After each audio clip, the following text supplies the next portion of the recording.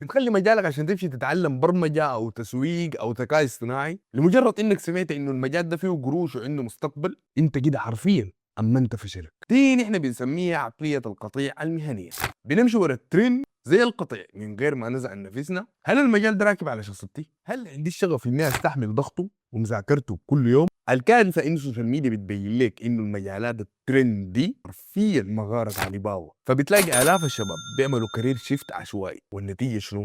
السوق بيتملي بخريجين كتار جدا مستواهم ضعيف وهم اصلا عباره عن نسخ مكرره، والشركات بترفضهم لانهم هم اصلا عباره عن هو وناس جارين ورا ملاليم ما محترفين بيحبوا الصناعه. فلو انت داخل المجال ده عشان القروش بس، اول ما طب او اي ازمه في السوق هتخليك تستسلم وتنسحب. فاوعى تغير كاريرك عشان الترند بيقول كده. الترند بتغير كل يوم بس مهارتك وشخصيتك ثابتين.